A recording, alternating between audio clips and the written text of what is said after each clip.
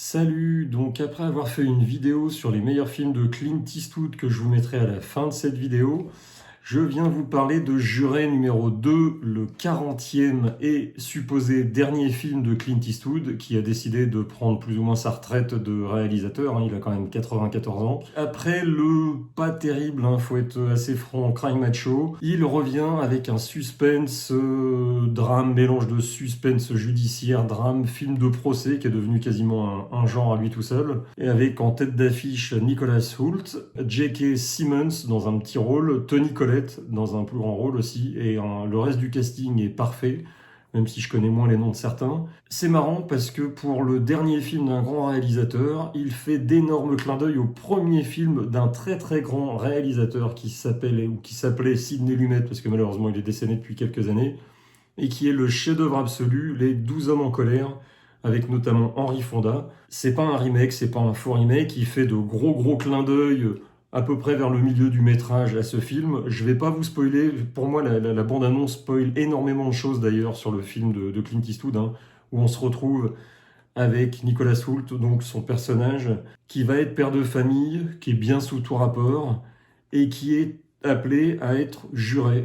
Alors malheureusement il essaye de sortir de là parce que sa femme est enceinte, il n'y arrive pas, il est donc juré, et il se rend compte, à la première audience, quand les avocats refont pour les jurés donc ce qui s'est passé comme drame, un supposé meurtre, un homme aurait assassiné sa femme le long d'une route et laissé son corps abandonné.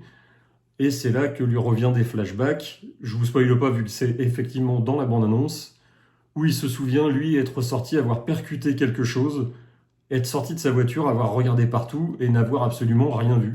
Et en fait, c'était la même nuit et il se pose des questions. Donc, est-ce que la femme en question a été assassinée par le petit ami qui est un ancien, pas chef de gang, mais qui était dans un gang?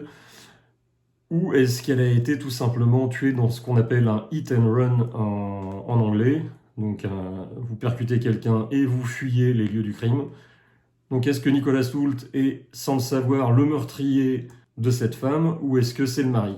Et là, Eastwood va nous tisser un suspense, donc un drame au débarrage qui se poursuit en espèce de film de procès, donc avec des gros clins d'œil aux 12 hommes en colère, et surtout avec plein de thématiques fidèles à Dostoïevski et surtout Crime et Châtiment, chef-d'œuvre de la littérature russe.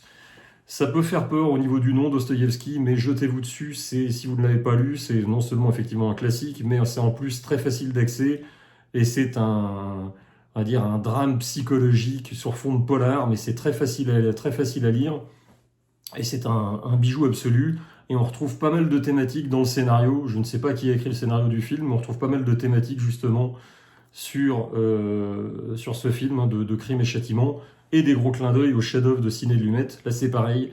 Si vous êtes jeune cinéphile que vous ne l'avez pas encore vu, jetez-vous dessus. C'est un pur chef-d'œuvre. Et c'est pourtant le premier film, pour moi, c'est le meilleur premier film d'un réalisateur, quel qu'il soit. Le meilleur film pour moi de Sidney Lumet, qui en a pourtant fait un paquet d'autres.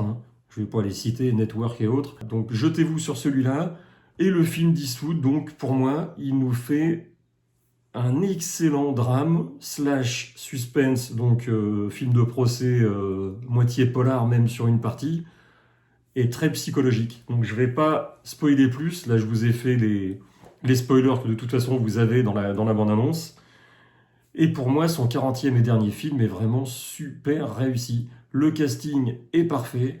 Nicholas Hoult est de toute façon toujours excellent. Toni Collette, pareil. J.K. Simmons, il a un petit rôle, mais voilà, c'est J.K. Simmons. Si vous avez vu des films comme Whiplash ou les films de Sam Raimi, où il était dans un petit rôle dans les Spider-Man, voilà, c'est un immense acteur. Le reste du casting est au diapason.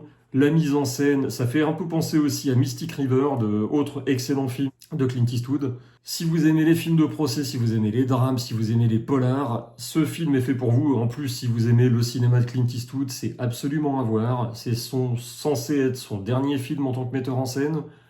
Jetez-vous dessus, faites-lui une hurrah d'honneur. C'est un immense metteur en scène. Pour moi, le film, si je devais lui donner une note, je lui donnerais un gros 8 sur 10.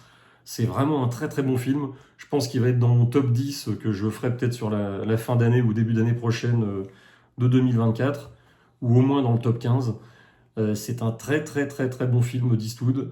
Ça m'a rassuré, parce que généralement, il y a plein de réalisateurs qui ont fini avec un dernier film pas terrible, Hitchcock ou d'autres, De Palma et tout ça, ont fait des sorties de route en fin de carrière. Là, Eastwood rattrape largement son Cry Macho, qui était, bon, c'était pas un mauvais Cry Macho, mais c'était franchement pas terrible et pas très crédible surtout. Là, il nous rattrape. Alors, il joue pas dedans, mais le film est vraiment superbe. Donc, si vous aimez Eastwood et les polars judiciaires slash drame, jetez-vous dessus. Dites-moi dans les commentaires si vous l'avez vu, ce que vous avez pensé du film. Si vous voulez en savoir plus sur Clint Eastwood, vous faire un petit peu repérer des pépites, regardez la vidéo que je vais vous mettre en fin sur les meilleurs films de Clint Eastwood que j'avais fait il y a quelques jours. Et on se retrouve pour une prochaine vidéo. Salut!